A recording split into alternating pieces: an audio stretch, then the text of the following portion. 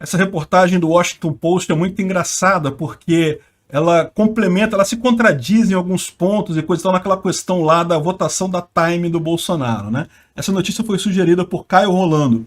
Obrigado ao pessoal que sugeriu a notícia, obrigado a você que está assistindo o nosso vídeo. Se você gosta do nosso conteúdo, por favor, deixe o seu like e se inscreva aqui no canal, né? Pois bem, vocês sabem, né? Todo mundo ficou sabendo que o Bolsonaro ganhou a votação popular para a personalidade do ano. No final foi o Elon Musk que ganhou o prêmio real. Mas como eu falei para vocês, isso é uma coisa que mostrou a força do Bolsonaro, não tenha dúvida. E é o que o Washington Post está reconhecendo aqui. Ele está falando, olha só, esse resultado serve como uma lembrança da resiliência política do Bolsonaro. Ou seja, ele ainda tem muito apoio. E isso deve ter dado um choque no pessoal lá fora. Por quê? Porque o pessoal lá de fora só assiste, ou em grande parte, assiste a mídia tradicional brasileira, que só fala mal de Bolsonaro, que fala que Bolsonaro acabou politicamente, que não sei o que lá, que Lula já está eleito, já pode botar faixa no Lula porque ele já ganhou a eleição. Só falam isso lá fora. Então a impressão que o pessoal tem lá fora é que realmente Bolsonaro está sendo execrado, ninguém apoia mais ele aqui, e é uma imagem evidentemente falsa, uma imagem construída pela mídia brasileira que tenta vender ela para a população, mas não está conseguindo ir muito longe não, né? E esse tipo de coisa serviu justamente como o pessoal, realmente, é um negócio estranho, né? O cara tem uma resiliência grande, tem muita gente apoiando ele. E eles falam aqui em algum outro lugar que, não, mas será que foi com robô que fizeram isso? Não, não pode, porque a página lá de votação da Time, ela tinha proteção contra robô. Você tinha que criar uma conta válida, confirmada por celular, um monte de coisa. E a própria página tinha mecanismos anti-robô. Não foi robô, não. Bolsonaro teve um monte de voto, porque teve um monte de gente que foi lá e votou nele. Você pode dizer que, não, o pessoal votou muito de brincadeira, coisa e tal, a gente que não apoia. Pode ser. Mas se o cara foi lá, perdeu o tempo dele para ir lá votar, não sei não. Me parece que a gente que apoia o cara. Então, e eles estão falando aqui justamente que foi uma vitória impressionante. Ele ganhou 1/4 dos votos todos que foram dados na pesquisa, né? Uma coisa realmente impressionante. E aí ele está dizendo que o que parece ter acontecido é que foram grupos de Telegram e que, por exemplo, um grupo de Telegram, o pessoal pediu para as pessoas votarem no Bolsonaro e coisa e tal, e isso multiplicou e muita gente foi lá e votou. Mas veja, isso não muda o fato que o cara teve muito voto de pessoas reais, ou seja, o fato disso ter sido planejado pelo Telegram é absolutamente irrelevante. O ponto que eles querem colocar aqui é justamente que aí eles começam a cair na história da narrativa da imprensa nacional, que o Telegram não está monitorando o conteúdo como o Facebook, o Twitter. Peraí, se alguém fosse lá no Twitter ou no Facebook e falasse, não, vamos votar no Bolsonaro na enquete da Time, qual o problema que teria nisso? Isso aí seria vetado pelas regras do Twitter ou do Facebook? Não, não seria, não tem nada de errado nisso. É uma votação aberta mesmo, qualquer um pode votar. Se as pessoas estão indo lá e votando, não tem nada de errado nessa história, né? Enfim, mas aí eles caem naquela lorota que eu já falei para vocês. É uma coisa que não tem lógica nenhuma. Eles falam mais aqui adiante que eles perceberam que o Bolsonaro ganhou em 2018 apenas porque o WhatsApp estava no telefone de um monte de gente, que foi disparo em massa do WhatsApp. Eu já falei para vocês que, olha, isso está errado, evidentemente está errado, porque a forma de disseminação de informações na informação descentralizada não é igual na informação distribuída. Eles estão achando que, não, porque a televisão, quanto mais gente você fala, quanto maior o ibope da televisão, para mais gente você fala, mais gente você influencia com a sua opinião. No WhatsApp não é assim, como eu falei, o pessoal jogar mensagem para um monte de gente, a pessoa ignora a mensagem, a pessoa está acostumada já a filtrar isso, porque toda hora você recebe um monte de mensagem de um monte de gente que não te interessa, então você já ativamente faz a filtragem, você repassa aquilo que te interessa, então a mensagem ela tem que ter alguma coisa que já tenha eco com a sua visão de mundo para você repassar aquilo. Se não tiver eco com nada que você pensa, a pessoa não repassa, a pessoa ignora e não repassa. E aí é o que eu falo, o que tem grande alcance nas redes sociais é quando você encontra esse eco, quando você fala alguma coisa que as pessoas percebem, realmente isso faz sentido, gostei disso daí, vou repassar. E aí que você ganha realmente uma atração grande, e o Bolsonaro consegue fazer isso com muita facilidade, porque, como eu disse para vocês, a maior parte do povo brasileiro é conservadora de direita. Eu não sou nem conservador, nem sou de direita, tá? Eu sou libertário e sou ateu, não tenho religião, mas eu reconheço que o grosso do povo brasileiro é desse tipo, ele tem essa visão de mundo. Então, quando você chega com uma mensagem dessa, as pessoas repassam. E isso chega muito mais longe. Como eu falei para vocês, em 2018 eu recebi mensagem do Haddad, não recebi nenhuma do Bolsonaro. A esquerda tentou fazer esse negócio de impulsionamento em massa, eu ignorei totalmente, saí do grupo que me botaram lá e pronto, ignorei totalmente. E é esse tipo de coisa que acontece. Se você não tem uma identidade, se aquilo já não encontra eco no que você pensa, acabou, o pessoal ignora. E agora estão achando que Bolsonaro, ou já estão arrumando desculpa, né? Porque de muito ponto também, esse negócio de dizerem que o Bolsonaro ganhou por causa do WhatsApp em 2018, é muito para dizer, para desmerecer a vitória dele, para conseguir convencer os apoiadores da esquerda de que não foi só um atropelo, foi porque ele usou o WhatsApp. Agora a gente já proibiu um monte de coisa no WhatsApp, não consegue mais usar, não sei o que lá.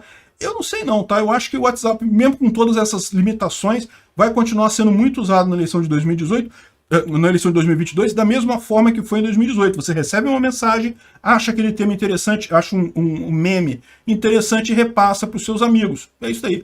Ah, agora só pode repassar para 5 amigos, não pode repassar para um monte de gente. Meu amigo, as pessoas dão um jeito de repassar isso, copiar, colar, salva no celular e depois manda para um monte de gente. O pessoal dá um jeito. Esse negócio de achar que consegue controlar a disseminação de informação na internet é uma besteira. Isso aqui já está parecendo muito mais isso, uma desculpa para eles poderem justificar para a militância deles por que eles perderam 2018. E já estão encaminhando a desculpa para 2022, que vai ser o Telegram, né? Mais uma vez, eles vão tentar proibir o Telegram? Talvez tentem. Vai fazer alguma diferença? Zero diferença. Porque, como eu falei, eles estão brigando não contra uma ferramenta particular, estão brigando com a internet como um todo, a forma como a informação dissemina. Se vai ser via WhatsApp, Telegram, Facebook, Twitter, Instagram, YouTube, ou o que quer que seja, não importa. Qualquer uma dessas formas que você fizer, vai ser o mesmo processo. A pessoa, se ela concordar com aquilo, se ela se vê representada ali, ela repassa e aquela mensagem ganha atração. Se ela não se vê representada aquilo, ela ignora, joga fora, nem vê aquele negócio. Então você acaba morrendo sem ter muita divulgação, sem causar interação, né? Então, no final das contas, eles falam aqui algumas coisas. Sim, eles falam que tem a grande preocupação de que Bolsonaro não vai aceitar o resultado da eleição de 2018, vai dar um golpe, como Trump, não sei o que lá. E o que eu vejo aqui é o seguinte, realmente, se o Bolsonaro quiser, ele dá, tá? Não tenha dúvida, não. Ao contrário do Trump, que não tinha apoio das Forças Armadas, o Bolsonaro tem. O Bolsonaro, se quiser, dá um golpe. Eu torço para que não faça isso. Eu acho que não deveria ser esse o caminho, mas o pessoal tem motivo para se preocupar. Se ele quiser, ele faz isso. E o que acontece nesse caso? Eu não acredito que ele dê um golpe desse se for uma eleição justa, né? O risco que se tem justamente é que o TSE invente coisas realmente para prejudicar Bolsonaro.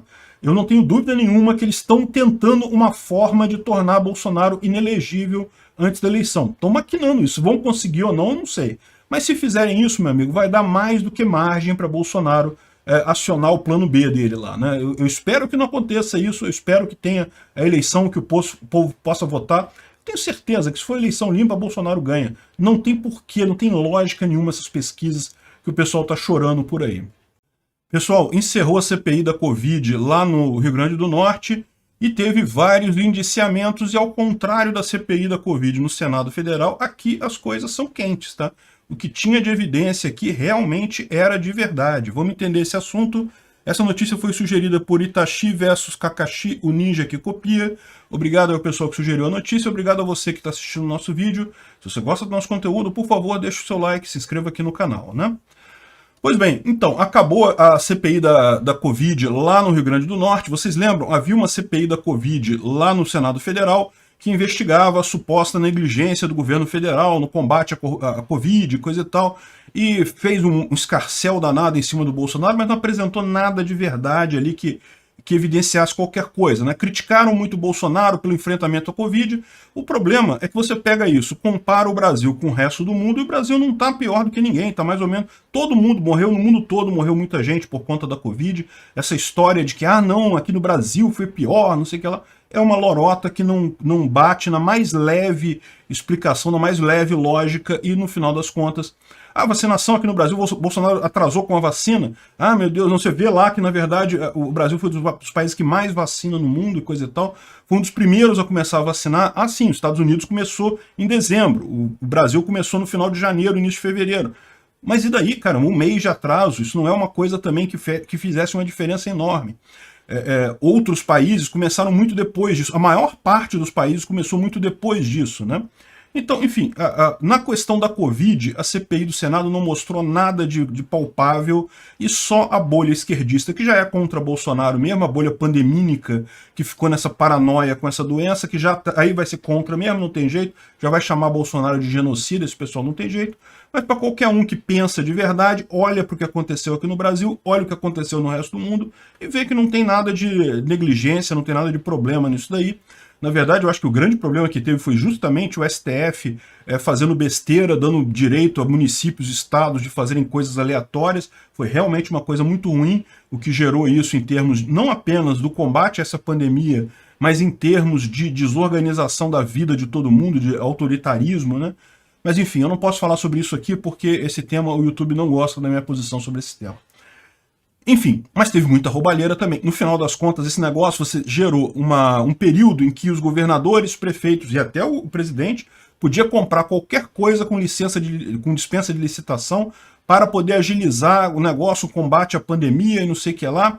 E o pessoal fez, o nego comprou coisa, cara. Aqui no Rio, acho que foi a melhor situação em que pelo menos a gente conseguiu fazer o impeachment do governador aqui, porque realmente ele comprou um monte de hospitais de campanha, contratou 12 hospitais de campanha, só 2 ficaram prontos e 2 meses depois desmontou os hospitais de campanha todos.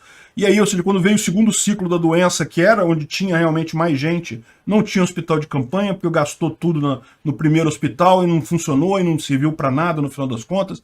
Um monte de governador fez a mesma coisa por aí. São Paulo fez exatamente a mesma coisa, criou um monte de hospital de campanha que não tinha ninguém lá dentro, não servia, não funcionava. Então, foi uma gastação de dinheiro e o caso mais emblemático foi o do Consórcio Nordeste, que eles gastaram 54 milhões de reais comprando respiradores artificiais, né, para combater a Covid, que nunca chegaram, nunca foram entregues. Ah, mas não sei o que lá, isso é culpa da empresa, eles pagaram, compraram, a empresa pegou e não entregou os respiradores. Não, olha só, por que não eles pagaram adiantado? Como é que pode isso? Isso é uma loucura. O jeito como foi feita a compra foi absurdo. Pagar de cara antes de receber o respirador, não tem lógica isso. No que entregasse o respirador, você paga. É normal isso. Uma compra como outra qualquer, né? Então, no final das contas, estava claro que a licitação lá do Consórcio Nordeste, foram várias, tá? Isso aqui foi uma delas. Teve várias licitações escandalosas lá no Consórcio Nordeste, envolvendo aqueles governadores todos da Bahia, que você sabe, meu amigo, se é de esquerda aqui no Brasil, é ladrão, gosta de roubar, coisa e tal. Olha só, o governo como um todo é cheio de corrupção. Não existe governo sem corrupção. O governo serve para a corrupção. Mas particularmente a esquerda, ela não tem vergonha nenhuma em fazer isso, porque ela acha que está roubando em nome de um bem maior. Não, a gente está roubando, mas é em nome da Revolução Comunista, de implantar um Brasil comunista, que é o nosso sonho aqui. Então a gente justifica, como eles justificam os meios com os fins que eles imaginam, né? Que na verdade o comunismo seria o pior possível aqui no Brasil, mas eles imaginam isso, que estão lutando por uma causa de igualdade, não sei o que lá. Isso torna a esquerda muito pior nesse aspecto, né? Eles acabam roubando muito mais do que o resto do pessoal que quer um Estado menor. Então vai ter roubalheira? Vai. O Estado sempre tem roubalheira. Todo Estado tem. Mas quando chega à esquerda, meu amigo, é muito pior, né? Pois bem, e a questão toda, a CPI lá do Senado não podia investigar isso daqui, segundo disseram os senadores, porque não seria competência do Senado, né? O Senado julga o governo federal, cada Assembleia Legislativa que julga o governador, né? Então a desculpa do Omar Aziz, do pessoal lá da CPI do Senado, é que não poderia investigar esse caso aqui. O fato é, a gente sabe que a CPI do Senado foi uma pura jogada política, eles queriam só criticar Bolsonaro, gerar um monte de manchete negativa para Bolsonaro, eles esperavam com isso reverter o apoio popular a Bolsonaro e fazer um processo de impeachment, não conseguiram. Agora, aí o que aconteceu? Os deputados do Rio Grande do Norte conseguiram fazer uma CPI da Covid lá. Agora, essa aí tá válida, cheia de evidência, um monte de coisa. Tem gente presa, um monte de gente presa já, empresário, né? Político, por enquanto, ainda não. Mas agora dá para levar essa coisa toda para responsabilizar os políticos. E principalmente a Fátima Bezerra, que é a governadora lá do Rio Grande do Norte, que fez parte desse consórcio Nordeste, E o Rui Costa, que é governador da Bahia, então, em tese, essa CPI não poderia investigar ele, mas ele também é o presidente do Consórcio Nordeste. Então, de certa forma, está ligado nesse esquema de corrupção aí, né? E você vê como o pessoal está tratando isso aqui, que o Rui Costa foi responsável por 54 milhões de reais jogado no ralo, negligência no mínimo. Negligência, cara, vamos combinar, né? Ele sabia disso aí, esse negócio de política, cara. Como que o cara dá dinheiro antes de receber o respirador, né? Já é esquema, cara, já tem esquema ali. E agora o curioso é o posicionamento do Globo, né? O Globo não. Rui Costa critica politização e investigação sobre caso do Consórcio Nordeste. Vem cá, o Globo, então a CPI da Covid também foi política, é isso? Ou só é política quando é contra a esquerda? Se é contra Bolsonaro, aí não é político, não. Aí tem razão, genocida, não sei o que lá. É isso daí, hipocrisia, meu amigo. Pessoal, vamos falar da ameaça à obra de ampliação e a concessão do aeroporto Santos Dumont, hein? Vamos entender esse negócio, que é um negócio bastante sério. Essa notícia foi sugerida por Bolsoalien, o devorador de mundos. Obrigado ao pessoal que sugeriu a notícia. Obrigado a você que está assistindo o nosso vídeo. Se você gosta do nosso conteúdo, por favor, deixe o seu like, se inscreva aqui no canal, né? Pois bem, está previsto para o ano que vem o leilão do Santos Dumont, no Rio de Janeiro, e de Congonhas, em São Paulo, 2 dos aeroportos mais usados do país. Eu, particularmente, moro pertinho aqui do Santos Dumont, uso direto o Santos Dumont, é muito conveniente. Aliás, aqui no Rio, todo mundo prefere o Santos Dumont do que o aeroporto internacional, talvez com exceção do pessoal que mora lá na Ilha do Governador, né? Não porque o internacional não seja bom, coisa e tal, é grande, tem uma pista muito maior e coisa e tal, mas pelo fato de que, para se chegar no aeroporto internacional, você passa por alguns gargalos de trânsito enormes aqui no Rio de Janeiro. Então, dependendo da hora, você pode pegar engarrafamento, pode perder o voo, pode dar problema. É sempre uma chateação toda chegar lá no aeroporto internacional, né? Pois bem, e então o aeroporto internacional já foi privatizado no passado, ele já é comandado por uma empresa privada que está fazendo obras e coisa e tal. E, de fato, existe um problema de que todo mundo prefere o Santos Dumont, pertinho do centro do Rio, é mais fácil para todo mundo pegar voo no Santos Dumont. Para mim, particularmente, é 10 minutos daqui de casa, eu chego no aeroporto. Enfim, e o grande problema do Santos Dumont é que a pista dele é muito curta, então eles não aterrissar no Santos Dumont é uma experiência única. Eu tenho certeza que vocês já experimentaram, quem já viajou de avião aqui para o Rio. O avião para, quando toca na pista, o cara já puxa todo o reverso lá, o reverso da turbina, já freia, não sei o que lá, se eu tiver com o celular na mão, o celular vai parar lá na primeira fileira, tem que tomar cuidado, porque é muito emocionante mesmo a frenagem lá no Santos Dumont, porque a pista é curta, o cara tocou ali, tem que frear, né? Mas o Santos Dumont não tem só lado negativo, não. Ele tem um outro lado positivo, além de ser perto do centro do Rio, que é o fato de que ele é já num aterro na Bahia. Isso significa que do lado dele só tem água, não tem nenhum prédio, não tem nada muito significativo.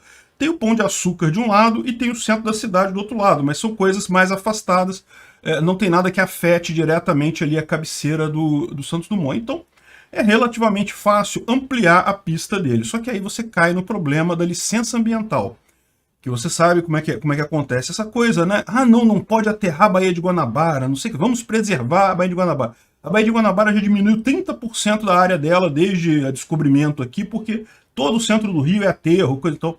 Ah, não vamos parar agora, não pode aterrar mais. Não. Cara, pelo amor de Deus, isso é uma idiotice isso. Olha só, deixa eu mostrar para vocês como é que era o projeto do Santos Dumont antes, né? Ou seja, é o projeto atual para o Santos Dumont, ele vai ser privatizado e a empresa que ganhar a obra vai ter que fazer essas alterações. Então repara, hoje, vocês lembram, eu volto e meia fazendo Diários da Quarentena, eu venho de bicicleta até bem pertinho aqui, ó, até mais ou menos essa rotunda aqui, que é onde fica a entrada, e tem a cabine aqui, eu não posso passar daqui.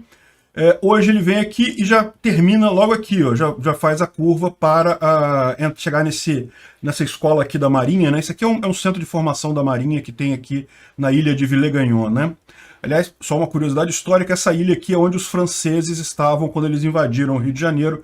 Eles estavam nessa ilhazinha, nessa ilhotazinha. Antes aqui era tudo mar, não tinha ligação com a terra, foi tudo já aterrado aqui, enfim. Então, o aumento da pista consiste em, olha só, chegar um pouquinho para cá, então vai ter um pequeno aumento real da pista aqui, mas principalmente vai se ganhar uma área de escape aqui para o avião, tanto aqui quanto do outro lado também. Hoje também isso daqui é cortado aqui, ou seja, a pista acabou. Então aqui vai ter mais um pouquinho de pista e uma área de escape do lado de cá também, né? E veja, o Santos Dumont, então, ele está numa posição privilegiada, porque, em tese, você pode ampliar muito essa pista, né? Ao contrário de Congonhas, que não tem para onde aumentar Congonhas, porque fica no meio da cidade. Vai desapropriar prédio, não tem como fazer isso, sairia caro demais. Aqui não, é só sair aterrando, né? Para cá, o Santos Dumont não pode crescer muito, porque aqui fica a linha das barcas, né? As barcas que fazem Rio-Niterói saem da Praça 15, que fica mais ou menos por aqui, e atravessam esse trecho aqui indo para Niterói. Então, se você aumentar muito para o lado de cá, as barcas teriam que dar uma volta aqui e iria atrasar o trajeto Rio-Niterói. Então, não seria uma boa ampliar para o lado de cá. Mas pro lado de cá, você ainda pode ampliar bastante essa pista aqui, pode ampliar bem mesmo, porque seria até positivo aqui. A Praia do Flamengo fica bem para cá, né? Ainda tem muito tempo aqui para isso aqui chegar perto da Praia do Flamengo. E isso daqui, para a Marina da Glória, que fica aqui, seria uma espécie de quebra-mar, fica até melhor para o pessoal da Marina da Glória, né? Mas aí vem o pessoal, ah não, mas tem o caranguejo verde de costa amarela, que não sei o que lá, que só tem aqui, nesse lugar aqui. Então não pode construir, não pode aterrar, não sei o que lá. Enfim, estão fazendo essa sacanagem com essa obra, né? Essa obra já estava definida, além da pista, só para complementar para vocês, teria um aumento aqui no número de pontes, né, no aeroporto. Hoje o Santos Dumont tem só 6 pontes, aquela ponte, aquela finger, né? A finger para você entrar no avião, tem só 6 finger, e ganharia mais 6, né? Teria uma ampliação para cá com 2 aqui, teria uma ampliação do lado de cá com mais 1 aqui, e teria essa outra parte toda nova aqui do outro lado da coisa com mais 3 aviões aqui. Então teria uma nova sala de embarque e desembarque lá do lado de cá, com finger para agilizar a entrada e saída, né? Eles não podem atravessar com essa passarela para o lado de cá, porque aqui, para quem não sabe, tem um mural, uma entrada bonita, que é tombada pelo patrimônio histórico. Então eu acho uma besteira isso também. Eu acho que o mercado resolve essas coisas muito melhor. Se você gosta do mural lá, tira um monte de foto, filma, faz um vídeo 3D para todo mundo lembrar de como é que era, e depois taca asfalto nisso aqui, bota o negócio aqui, pronto. Resolve-se o problema muito melhor do que ficar com essa punhetação mental de patrimônio histórico. Porra, para com isso. Mas enfim, tem um mural grande aqui que o pessoal, logo que você entra no aeroporto, e não pode mexer nisso aparentemente. Então não poderia ampliar isso aqui mais para cá, e tiveram que construir todo um novo terminal do lado de cá, né? Mas enfim, essa é a obra que eles estão prevendo. Vai aumentar a capacidade de voo do Santos Dumont, inclusive aumentar a pista, facilitando um pouco, vai ter aviões um pouco maiores pousarem no Santos Dumont, né? Veja, para cá também, uma coisa que eu lembrei agora, né? Você pode ampliar à vontade na água, mas lembra que para cá, nessa direção, está o Pão de Açúcar, né? Hoje os aviões eles já alinham antes do Pão de Açúcar. Então se você está no Pão de Açúcar no Rio de Janeiro, no Morro da Urca, você vê os aviões de cima para baixo. Assim, é muito legal até você assistir o pouso dos aviões quando é nesse sentido, né?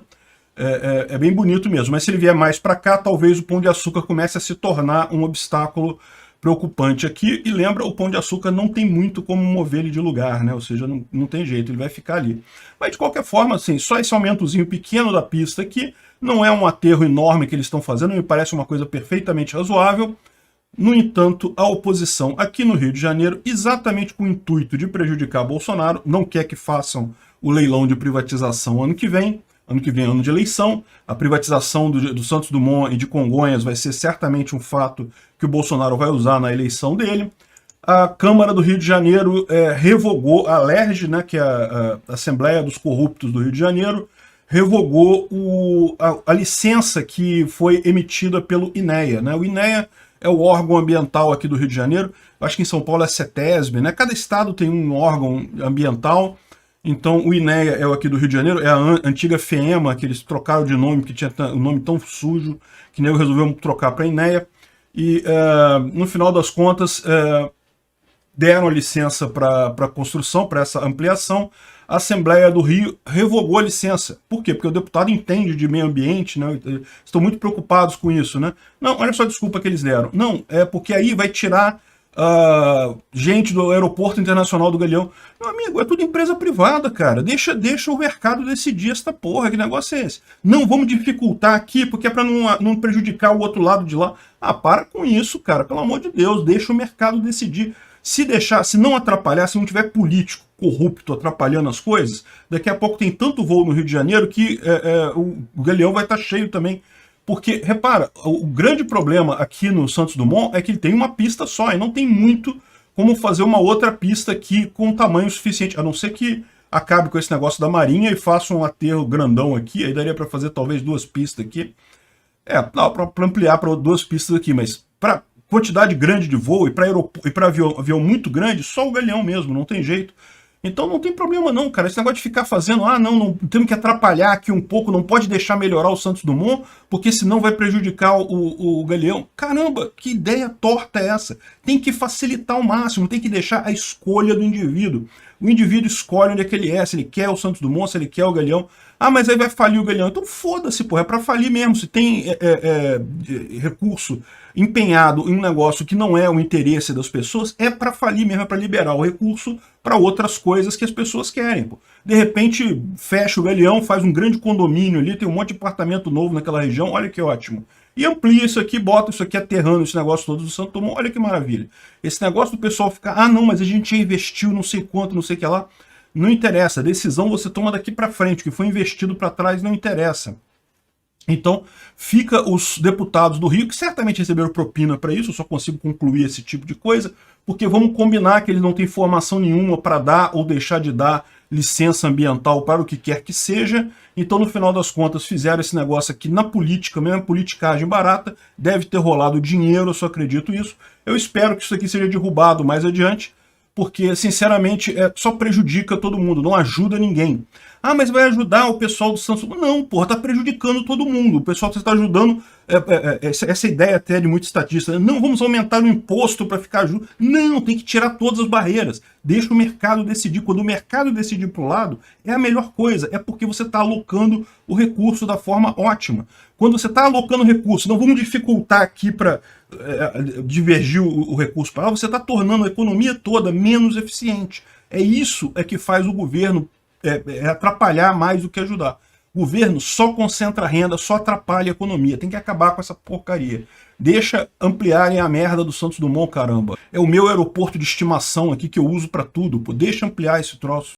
Pessoal, nós vamos falar de várias notícias aqui, tá? O Fachin, que deu 5 dias para explicar a mudança na Lei Rouanet, a Rosa Weber, que botou a ZONG de novo no meio ambiente, a presidente do IFAM, que foi retirada, enfim, tem um monte de notícias aqui para a gente falar de brigas do STF com o Bolsonaro. Vamos entender esse assunto. Essa notícia foi sugerida por JP Costa, Faca Bomba Tiro, Biscoito de Doce, Bolacha de Sal, Servidor Público Libertário, Servidor Público do Ancapistão, A Toga que Usa Tanguinha, Xi Dória, Porta-Voz do Xixi, Ditador do Ancapistão, Parasita Estadista Libertário e Arauto da Liberdade. Obrigado aí ao pessoal que sugeriu as notícias. Obrigado a você que está assistindo o nosso vídeo. Se você gosta do nosso conteúdo, por favor, deixe o seu like e se inscreva aqui no canal, né? Pois bem, vocês sabem, a Lei Paulo Gustavo acabou não sendo aprovada este ano na Câmara, ficou para o ano que vem, apesar da oposição ter mexido muito, do pessoal ter corrido muito atrás, de estar um monte de artista querendo aí o dinheiro da Lei Rouanet, coisa e tal, a lei ficou para o ano que vem. Eles conseguiram aprovar no Senado, na Câmara eles conseguiram aprovar a urgência para votar a Lei Paulo Gustavo, o que significa que ela não precisava passar por Comissão de Constituição e Justiça, essas coisas todas, mas no final não deu tempo de aprovar na Câmara e lembra, o Congresso já encerrou as atividades esse ano, o que significa que isso só será votado ano que vem. Aí, imediatamente, o Fachin deu 5 dias para o governo explicar mudanças na Lei Rouanet, ou seja, é aquilo que eu falo, né? Quem está governando o país, no final das contas, é o pessoal da elite socialista brasileira, né? Já que não conseguiram aprovar a Lei Paulo Gustavo, né, que eles estavam chamando, que era a lei para distribuir o dinheiro lá da Lei Rouanet, agora o Fachin quer rever esse negócio da Lei Rouanet. Por quê? Porque eles querem dar dinheiro para artista. Por que eles querem dar dinheiro para artista? Primeiro, porque os artistas estão sofrendo, porque ficaram todos contra Bolsonaro e coisa e tal, e ninguém quer assistir essas porcaria mesmo. A verdade é que esses filmes brasileiros são todos uma bosta completa, ninguém tem interesse nisso, é só sumidouro de dinheiro público sem nenhuma retorno real para a sociedade, só para ajudar esses artistas, que é tudo uma cambada de socialista que não gera valor para ninguém. Então, e principalmente também porque eles querem isso para as eleições do ano que vem, né? Vai ter muito artista apoiando candidato aí, artista sem dinheiro, fica triste, não quer apoiar candidato. Então estão fazendo a pressão deles e agora estão fazendo a pressão no STF também. E não tenha dúvida, o Fachin vai dizer que a Lei Rouanet tem que voltar ao que era antes, tem que dar dinheiro para todo mundo e coisa e tal. Enfim, vamos ver como é que isso aí vai caminhar. mas tem toda a pinta de que, mais uma vez, o STF vai tentar desfazer o que foi feito pelo governo.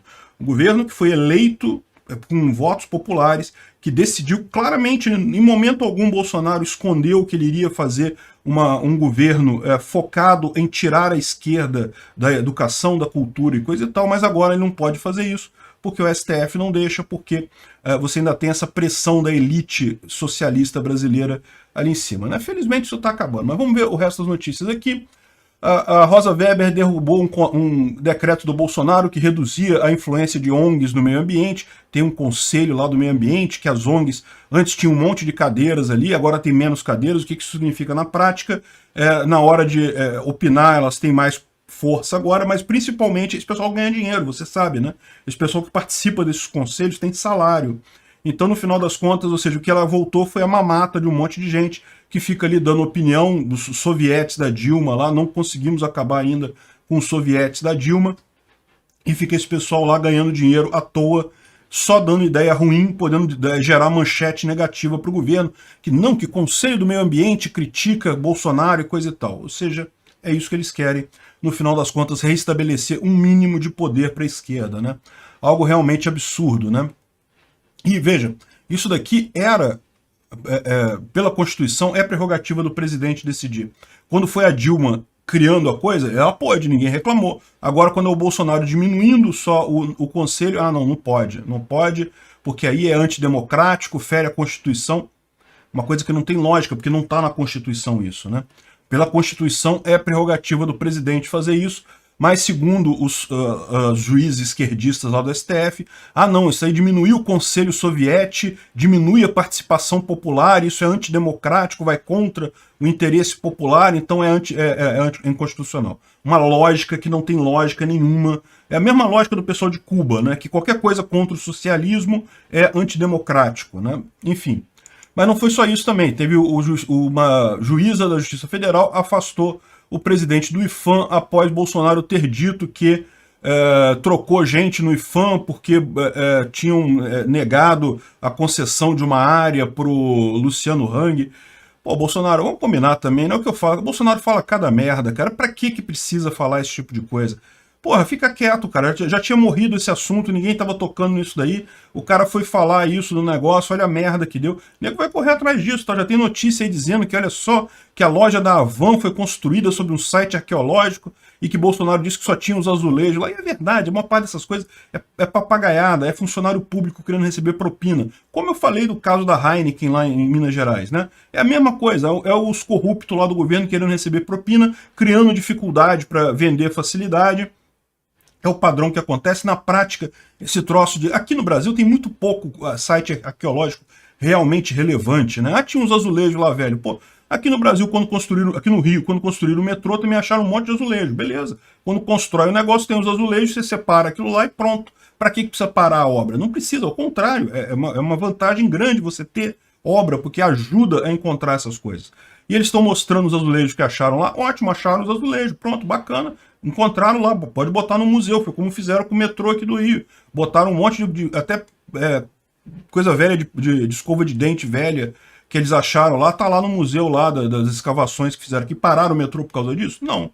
Você usa a escavação para achar esse tipo de coisa, né? Mas aí Bolsonaro foi bater a língua nos dentes, falar merda lá e pronto, olha só. Agora vai dar uma dor de cabeça danada, o nego vai ficar enchendo o saco dele por conta disso. E pior, isso pode atrapalhar outras coisas, outras iniciativas, porque agora o nego vai ficar em cima.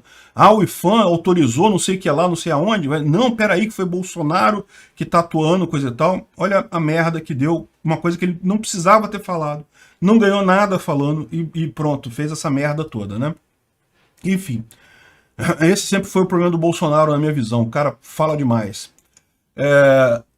Isso aqui eu não vou nem comentar, porque eu não posso falar sobre isso aqui no YouTube. A minha opinião sobre esse tipo de assunto eu falo lá no canal Opinion Free Market, mas isso daqui tá nesse bolo de coisas que... o que eu tô vendo a minha leitura disso daí, né? É que o STF quer forçar Bolsonaro a tomar alguma atitude drástica, porque eles querem justificar, negar a candidatura de Bolsonaro ano que vem. Eles estão forçando Bolsonaro a fazer alguma coisa drástica, a tentar alguma coisa mais drástica. E se Bolsonaro fizer isso, eles têm um motivo que eles precisam para impedir a candidatura dele ano que vem. Ao contrário das pesquisas que estão aí, vocês sabem, essas pesquisas estão claramente manipuladas. Nunca vi, há um ano de eleição, ter pesquisa toda semana dando um resultado enorme que não faz sentido nenhum. Um candidato que não pode sair na rua, que se sair na rua é vaiado, tá ganhando a pesquisa, e o outro que atrai milhões de pessoas em todo lugar. A gente vai falar sobre um negócio, uma investigação lá nos Estados Unidos, sobre aquela votação da Time, que chegou à conclusão de que não foram robôs que votaram na Time. Ou seja, o Bolsonaro tem um monte de apoio, né? E aí, como é que você chega nisso daí? Como é que você compartilha isso com as pesquisas que estão aí, né? Enfim, no final das contas, eles sabem que Bolsonaro concorrendo ganha a eleição, eles querem provocar alguma coisa para tirar Bolsonaro da corrida. Vamos ver se conseguem, né? Porque, pelo visto, tem muita gente no governo que quer exatamente isso, que Bolsonaro faça alguma coisa absurda. Eu já falei, o segredo é desobediência, mas desobediência civil da forma correta. Desobedece. Acho que eles estão fazendo isso, tá? Olha só, eles já jogaram esse negócio de vacinação de criança para início do ano que vem. Vamos decidir ano que vem, esse ano já acabou, coisa e tal. Vai empurrando com a barriga, vai inventando desculpa, chuta lá a tomada do servidor do SUS de novo, é isso aí, chutou. Ih, o hacker invadiu de novo, cara, que merda. Perdemos dados de vacinação todo, olha que chato. Dá um jeito nisso daí, porque no final das contas, o fato tem que desobedecer esses caras. Esses caras estão dando ordens absurdas e o segredo para você, quando você tem um regime ditatorial, não é brigar de frente. Se você brigar de frente, você perde. O segredo é você desobedecer de forma esperta, de forma inteligente, né? E bom, aquela questão do IFAM também parece que caiu para o André Mendonça. A gente não sabe como que o André Mendonça vai votar nisso daí. Tem o pessoal falando não, que o André Mendonça claramente vai votar a favor de Bolsonaro. Eu não sei não, tá? Pode ser que o André Mendonça use justamente esse caso para acabar com qualquer suspeita de que ele seria pró-Bolsonaro e coisa e tal, e vote contra o Bolsonaro. Isso é uma coisa que pode acontecer, né? O Fachin, por exemplo, quando entrou no STF, ele entrou com todo mundo sugerindo que ele ia ser fortemente dilmista e coisa e tal, e justamente para acabar com essa visão, na primeira votação que ele fez, ele votou contra Dilma. A primeira coisa que ele fez foi votar contra Dilma, para tirar essa impressão. Então, pode ser que o André Mendonça use esse exato mesmo truque, né? Eu não tenho dúvida que no final das contas ele vai apoiar Bolsonaro, não é ligado diretamente à esquerda, ao contrário do que algumas pessoas falam, mas o fato eles têm essa preocupação realmente de não mostrar apoio direto, então pode ser que ele vote contra Bolsonaro. De qualquer forma, o Randolph pediu que o André Mendonça não relate a ação, isso daqui não tem chance de prosperar. O STF não costuma refazer sorteio por conta disso, porque isso, se for usado para o caso do André Mendonça, passaria a poder ser usado para qualquer caso. Isso, no final das contas, geraria um precedente preocupante, né? A gente nunca sabe, né? O STF ultimamente está tão maluco que pode até fazer uma coisa dessa, de mudar isso daí, de mudar o pensamento sobre tudo. Mas, geralmente, o STF não aceita esse tipo de ação. Mas, de novo, quem está achando que o André Mendonça vai votar a favor de Bolsonaro, ou vai favorecer Bolsonaro diretamente, na primeira ação dele assim, eu não acharia isso não. Estrategicamente para ele, o ideal é ele votar contra Bolsonaro nessa daí. Enfim, a questão toda é essa. Vão tentar criar caso com Bolsonaro para ele fazer alguma coisa mais séria e tentarem tirar ele da eleição. O correto, o que ele tem que fazer é baixar a bola, não bater direto, desobediência de forma esperta, protelando as coisas, desobedecendo sem bater de frente. É assim que nós libertários vivemos. Bem-vindo ao mundo ANCAP. Pessoal, vamos falar sobre o Cruzeiro e o Ronaldo Fenômeno. O Ronaldo Fenômeno comprou o Cruzeiro. Olha que coisa, vamos entender o que aconteceu e por que vai acontecer com vários outros clubes aí, hein? Essa notícia foi sugerida por Thiago Souza, Galo Doido, Peguei a Viúva do Mar Morto, Professor Doutrinador Libertário, Pterossauro ANCAP, Peter vai descer a chaminé dia 24 de sunguinha, Ministério Público do Ancapistão, escondem views do Ancap Sua Visão Libertária, Mendes tem amendoim na barba do Peter. Obrigado ao pessoal que sugeriu a notícia, obrigado a você que está assistindo o nosso vídeo. Se você gosta do nosso conteúdo, por favor, deixe o seu like, se inscreva aqui no canal, né? Pois bem, olha só que coisa, né? O Ronaldo Fenômeno, que foi revelado pelo Cruzeiro, vocês lembram? Era um jogador do Cruzeiro.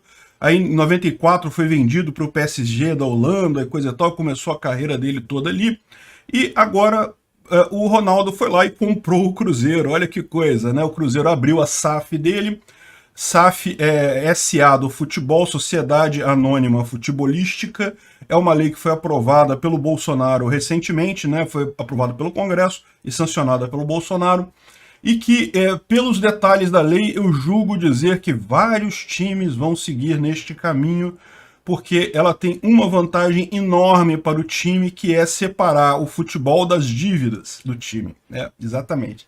Pois bem, vamos falar primeiro aqui do caso do Ronaldo, depois a gente explica sobre a lei e eu vou falar no final sobre o meu Vascão, que pelo visto vai entrar nessa brincadeira também, não vai ser o único. Pode ter garantia que a maior parte dos grandes clubes brasileiros vai embarcar nisso daí, né? Mas vamos falar primeiro do Ronaldo Fenômeno e do Cruzeiro.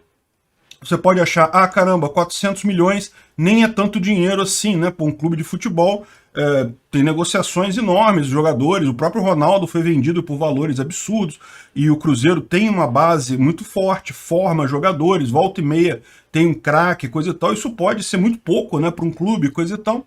Mas o fato é o seguinte, ele está comprando a SA, ela herda o futebol do clube e todas as dívidas do futebol do clube. Ela não herda o resto do clube. Então, se o clube tem outros projetos, tem uma sede, tem piscina, sei lá o que, essa parte continua sendo do clube mesmo. Mas o futebol é transformado na empresa, então as dívidas do futebol você herda também. E esse é o grande problema da maior parte dos times brasileiros, né? Como você tem clubes administrados de forma amadora, né? Você tem diretorias que são sócios do clube ali, que dirigem o clube, e que muitas vezes não tem capacitação em administração, não tem interesse, ou então são ladrões mesmo, roubando dinheiro, acabam gerando um monte de dívidas nesses clubes, e é a ideia o mesmo motivo pelo qual a democracia não funciona no país, também não funciona nesses clubes, né? O cara é eleito por um período de 4 anos, então ele tem o interesse em fazer o máximo de coisas em 4 anos, vai deixar dívida no clube. Paciência, dívida é problema de quem vier depois de mim. Então, ou seja, acaba gerando esse problema que a gente está vendo com todos os clubes brasileiros super endividados. Não são todos não, tá? Eu tenho que reconhecer, alguns clubes tiveram a capacidade de se organizar de forma melhor, de se organizar mais profissionalmente. É particularmente o caso do Vasco, do meu Vasco, que eu acompanho muito, que é uma bagunça danada, uma briga entre sócios, tem a facção euriquista do Vasco. O Eurico morreu, meu amigo, mas o euriquista continua lá. E a facção anti-Eurico no Vasco, então tem aquela briga até hoje lá, e fica uma confusão danada. No final das contas, é por isso que o Vasco tá do jeito que tá. A verdade é essa, né? Enfim, e o Cruzeiro também não deve ser diferente disso. Eu confesso que eu não acompanho muito a política do Cruzeiro, mas eu imagino que seja a mesma confusão, um monte de dívida, um monte de briga de sócio, e daí amadorismo na gestão do futebol. Não é uma gestão focada em resultado, em lucro, é uma gestão focada em interesse, amigo, vem fulano, quer oferecer jogador, não, bota o meu jogador para jogar aí porque eu tenho interesse, coisa e tal, que aí vai valorizar ele, eu vou vender mais adiante. É cheio dessas jogadas em administração de futebol, e com isso o clube em si acaba ficando no prejuízo, né? Então, eu acho que tem tudo a ver esse negócio de ter um dono do clube. Repara, isso em última análise é a diferença entre democracia e monarquia aplicada ao clube, né? Agora o clube tem um dono. O dono do clube, ele não vai ter, ele tem um interesse, né, muito maior em manter a coisa viável. Por quê? Porque é o dinheiro dele que está na reta. Se ele perder dinheiro ali, é o patrimônio dele que vai para o saco, né? Se ele fizer negócio ruim. Então, no final das contas, isso tende a ter uma estabilidade maior e você ter uma previsibilidade e entrar menos em furada. Hoje, como é eleição de sócio de clube, coisa e tal, fica essa bagunça que o cara só se preocupa com o mandato dele ali de 4 ou 2 anos, dependendo do clube, só preocupa com o mandato dele ali, depois que se for das dívidas que ele deixar mais para frente, é o próximo presidente que vai ter que se virar com isso. Então, esse é o grande problema.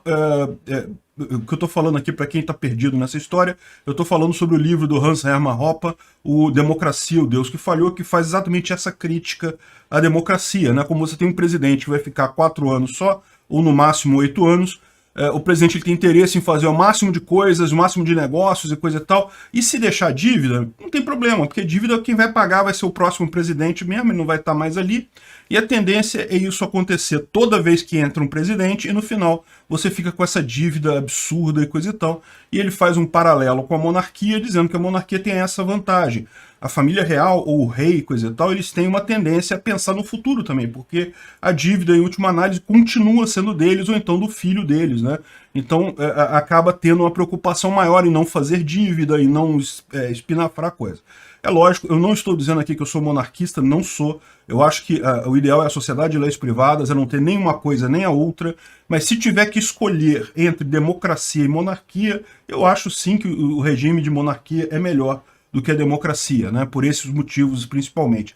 A questão toda é o incentivo, né? E é exatamente o que a gente está vendo aqui nos clubes. Isso vai ser sim uma posição muito interessante para os clubes em termos de longo prazo. Por quê? Porque justamente você tem agora um dono do clube, uma pessoa ou um grupo de pessoas que botou dinheiro ali, que aquele dinheiro é deles que está gerindo aquele negócio. Então, no final das contas, se tiver lucro ou prejuízo, vai ser por conta da administração que é colocada pelo conselho da empresa, tá? Literalmente, a lei do clube empresa, ela cria a SA, né, Sociedade Anônima do Futebol. Mas enfim, então 400 milhões pode parecer relativamente pouco, mas é porque essa SA, ela herda as dívidas do futebol, não herda as dívidas do clube como um todo. Então dá uma aliviada, né, como você tem aí, vários clubes estão quebrados de dívidas e mais dívidas, principalmente com o governo. Então, herda isso daí. E mais, tem uma cláusula que permite renegociar as dívidas com o governo, estabelecer um novo padrão de pagamento, refinanciar as dívidas. E é por isso que eu digo que a maior parte dos clubes vai se tornar SAF em muito pouco tempo, né? Existem exceções no Brasil, existem clubes que são superavitários, que não têm dívidas e coisa e tal, mas são a exceção, tá? A regra é dívida, time todo endividado, todo enrolado, né? Então, falado isso, eu acho que é uma coisa boa. Parabéns ao Fenômeno, ao Ronaldo Fenômeno, parabéns ao Cruzeiro. Eu tenho certeza que o Cruzeiro vai ter um novo gás a partir daqui. O Cruzeiro vinha brigando na Série B para não cair para a Série C, né? Ou seja, uma coisa realmente não é o papel de um grande clube como é o Cruzeiro, mas no final das contas eu tenho certeza que ele vai melhorar e vai voltar a brigar aí nas cabeças. Assim como eu espero o meu Vascão um dia volte também, né? Que coisa. Enfim. Essa lei, então, a Lei 14.193, foi a que criou a Sociedade Anônima do Futebol, foi sancionada pelo Bolsonaro em agosto deste ano, então foi aprovada no Congresso, sancionada por ele, e basicamente o que fala é isso que eu já falei para vocês, né?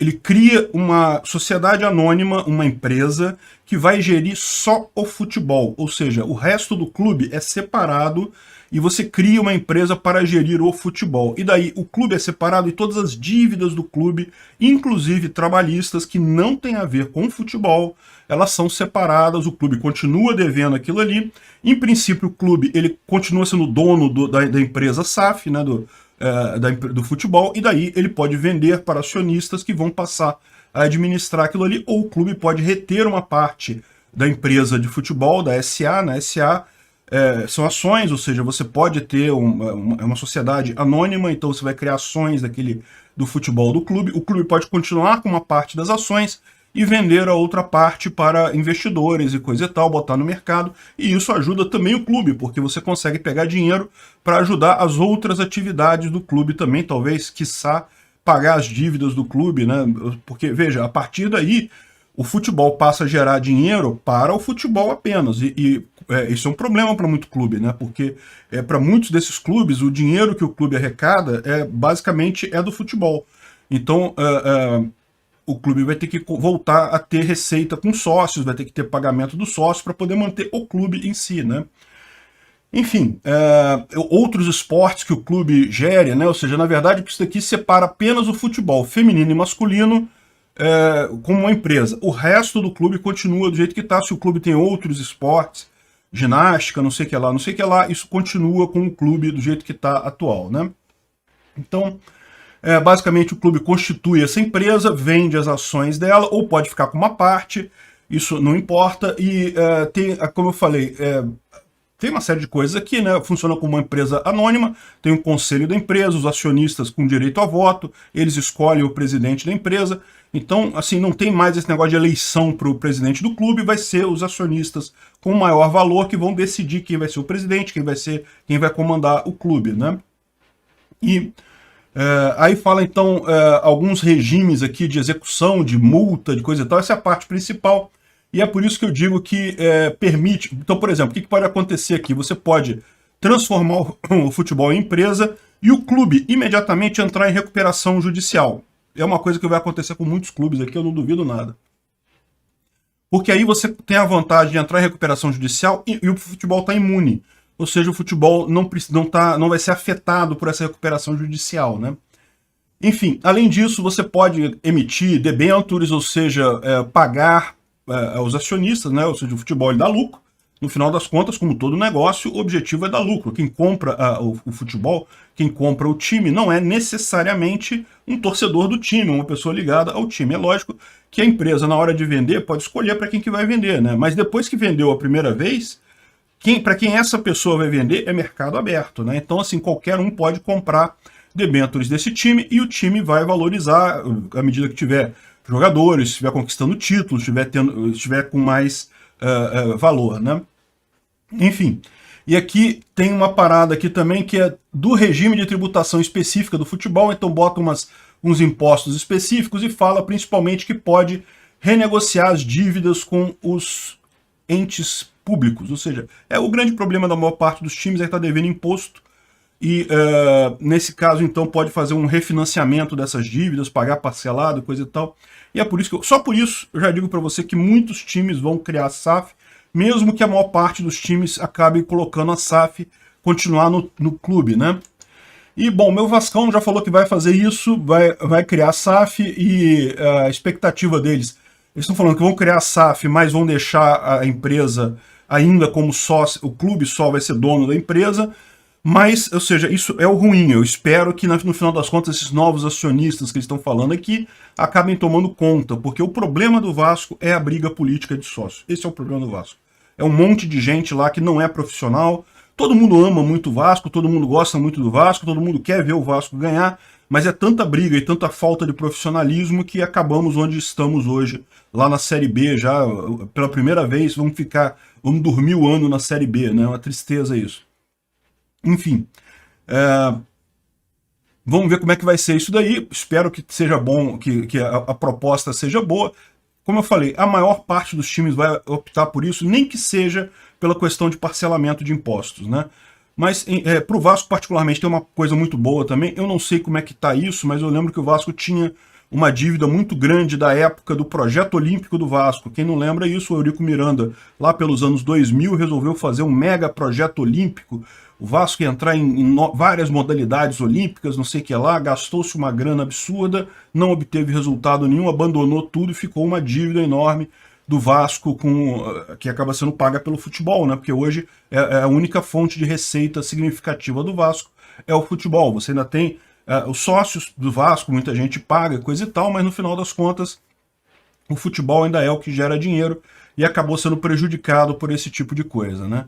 Enfim, seria o fato ideal, você separa o clube do futebol, o futebol fica sem esse peso das dívidas de outras coisas, outras decisões idiotas tomadas pelos dirigentes do clube, o clube continua com essas dívidas, né? Mas o futebol fica livre disso, então ele tem uma possibilidade de crescer muito melhor, muito mais tranquilo, né? Acho que é uma boa ideia, acho que isso daí, colocar clubes como empresas pode ser realmente uma coisa válida.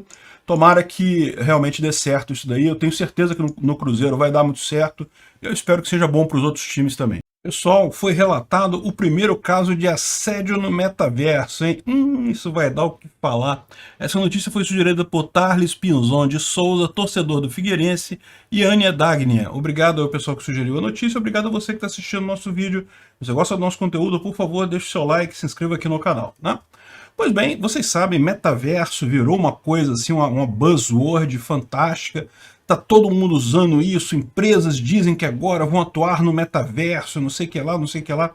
Eu tenho um relacionamento meio estranho com essas buzzwords de informática, porque eu já vi tantas delas na minha vida, e sempre o fenômeno é o mesmo, o pessoal começa a querer associar aquilo que eles estão fazendo com aquela buzzword, porque aí consegue vender mais fácil e coisa e tal. Mas no final das contas é tanta gente querendo puxar a sardinha para o seu barco, querendo trazer aquela buzzword para aquilo que ela faz, que a buzzword acaba perdendo o valor de fato de descrever alguma coisa, né? Mas enfim, né, tá vindo aí o metaverso e coisa e tal. Eu ainda tenho meus questionamentos se isso realmente vai ser um sucesso. Vocês sabem, eu comprei até um óculos 3D para experimentar, para ver como é que é, coisa e tal. É legal, é divertido os jogos que tem, coisa e tal. Mas assim, eu ainda não vi uma coisa assim muito fantástica nesse troço, não. Vamos ver como é que a coisa caminha. Mas o pessoal está apostando nisso, né? E aí, é lógico, você sabe, isso era inevitável de acontecer, o primeiro caso de assédio dentro do metaverso. O que aconteceu? Um avatar de alguém apalpou, segundo a descrição da usuária, o avatar dela no metaverso. E ela se sentiu incomodada com isso, principalmente porque as pessoas em torno não acharam nada demais. E veja, você sabe, quando você escolhe um avatar no metaverso, você pode escolher qualquer avatar que você queira, né? É uma realidade virtual, não é você ali. Então, embora a propaganda do metaverso do Facebook até mostre pessoas, avatares parecidos com as pessoas que estão usando o avatar, né? Eu imagino que eles fizeram isso para explicar que eram aquelas pessoas no metaverso. Mas o fato é que você pode escolher qualquer coisa, você pode escolher um dinossauro. Se você for uma mulher, você pode escolher um avatar de homem, e vice-versa. Enfim, no final das contas, o seu avatar não tem nenhuma ligação física com o seu corpo em si. Então, quando alguém apalpa alguém no universo virtual, o que acontece de fato é nada, né? Ou seja, você tem, inclusive, o pessoal está falando aqui que o Facebook colocou uma função de segurança chamada Zona Segura, que se você acionar isso, cria-se uma esfera em torno de você e ninguém pode chegar nem perto de você lá no mundo virtual, para ninguém tocar em você. Olha que coisa, hein? Mas enfim, se ela tivesse acionado esse negócio, teria afastado o assediador dela lá no metaverso e coisa e tal. É aquele negócio, eu confesso para você que tem algumas coisas que eu não entendo realmente, né? As pessoas acabam migrando a coisa para um simbolismo que eu acho que vai contra a ética libertária. É aquela ideia, a ética libertária, ela foca na escassez. Aquilo que é escasso é propriedade. Então, o seu corpo é sua propriedade. Se alguém apalpa você na rua, está invadindo a sua propriedade. Ele pode receber uma violência retributiva por conta disso. Você pode se defender por conta disso. Um avatar na internet não é uma coisa escassa. Você pode ter quantos avatares você quiser. Você pode se fazer passar pelo que você quiser. Então, no final das contas, um avatar na internet não é o seu corpo. Você só se sente apalpado ou atingido se você quiser. Isso é um conceito que as pessoas acho que demoram a pegar ou não pegam por algum motivo. Mesmo que na internet, se alguém xinga você, você só se sente ofendido se você quiser se sentir ofendido. Se você não quiser se sentir ofendido, pronto, né? Alguém te chamou de sei lá o quê. Você é sei lá o quê? Não, não sou. Então pronto, qual o problema? Você não é, você sabe que não é. Você só se sente ofendido se você quiser se sentir ofendido. É a mesma coisa nesse avatar aqui. O cara apalpou o avatar lá no mundo virtual. Meu amigo, se ela não quiser se sentir ofendida com isso, não precisa. E é por isso que os outros usuários também não falaram nada, porque no final das contas isso não quer dizer nada, é só um avatar. E bom, é verdade que tem muitos jogos aí que as pessoas jogam hoje em dia, desde Minecraft até jogos MMORPG, né, jogos de multiplayer, em várias pessoas jogando o mesmo jogo, coisa e tal, que é muito comum o pessoal fazer isso, fazer brincadeira sexual, fingir que tá abraçando, umas coisas assim, que na prática não quer dizer nada, né? Você não tá fazendo nada com a pessoa, aquilo ali é só um avatar, coisa, você nem sabe quem é que é aquela pessoa. Aquilo que é um avatar de mulher pode ser um gordão barbudo do outro lado, pode ser outra pessoa, você não sabe quem que é que tá lá, né? Ou ao contrário, o cara que é o cara lá pode ser uma mulher na vida real, você não sabe, não tem o que saber dali. Então, no final das contas, é o tipo da situação que a ética libertária diz que não tem problema nenhum. Agora, daí, é lógico, as pessoas podem se sentir incomodadas. Você pode preferir usar um metaverso em que esse tipo de coisa seja proibido. É seu direito, né? Ninguém precisa gostar de nada. Aí que está a ideia do livre mercado. Você vai ter vários metaversos competindo. Aqueles que tiverem as regras que te agradam, você escolhe ali e usa aquilo ali. Se você quiser usar também, se não quiser usar metaverso também, não usa, né? Esse tipo de coisa é uma inovação, pode ser interessante, mas na verdade eu sinceramente não estou botando tanta fé nesse troço, não. Como eu falei para vocês, eu acho que o Facebook ele criou essa história muito mais para tentar distrair a opinião pública dos problemas do Facebook, né? O pessoal tem acusado o Facebook de um monte de coisa, e daí a saída de marketing que eles tiveram foi justamente puxar esse negócio de metaverso da cartola para, não, aí tem uma outra coisa para se falar que não é barbaridades do Facebook, embora eu também não acho que tenha nenhuma grande barbaridade no Facebook. O que está acontecendo é muita choradeira de político com a internet, né? Mas enfim, então esse tipo de coisa realmente é algo que eu não entendo, né? Tem outras coisas que eu concordo que moralmente é ruim, mas na prática não fere a ética libertária também. Por exemplo, o pessoal tem falado muito de bonecas sexuais de crianças, né? E aí o pessoal, que absurdo, os caras estão vendendo uma boneca sexual de criança, uma boneca inflável de criança, que absurdo, pessoas taradas que vão usar isso. Mas se você parar para pensar, isso parece ser uma coisa boa. Ou seja, se o cara que tem a doença lá, que o cara que faz essas coisas, se ele se contentar com a boneca e não atingir uma criança de verdade, cara, a boneca, no final das contas, é só um pedaço de borracha. Eu acho moralmente repugnante isso, acho. Acho repugnante esse tipo de coisa. Não consigo entender como tem gente que faz isso. Mas, pensa bem, do ponto de vista da ética libertária, não tem problema. O cara comprou a boneca de borracha, aquilo ali é um pedaço de borracha. Sei lá que material que eles usam naquilo ali, mas não é uma criança. É uma representação de uma criança, pode ser, mas não é uma criança. Então, no final das contas, eu, sinceramente, não vejo problema nisso na ética libertária. De novo, moralmente é repugnante, eu concordo. Do ponto de vista da ética, não. Aquilo ali não é uma pessoa. Por mais que seja a representação de uma, não é uma pessoa de verdade. Então, o que está acontecendo é isso, né? Ou seja, está cada vez mais o pessoal entrando nessas searas de controlar o pensamento das pessoas, que eu acho que é uma coisa que não ajuda. A gente tem que focar na ética libertária. Obrigado por sua audiência. Se gostou do vídeo, por favor, deixe o seu like e se inscreva no canal para aumentar a relevância dele no YouTube. Assim, mais pessoas terão acesso às ideias da liberdade. Considere clicar no sininho e pedir todas as notificações para ser avisado de novos vídeos. Se quiser contribuir sugerindo notícias, vá em nosso site ancap.su, cadastre seu usuário, clique em sugerir pauta. Basta colocar o link da notícia, escolher a melhor foto e confirmar.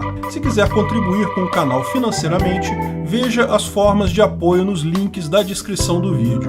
Contribuindo, você pode fazer parte do Discord dos patrocinadores. Se quiser camisas com a marca do canal, veja nossa loja no site pimentanocafé.com.br/visão libertária. O link está na descrição do vídeo.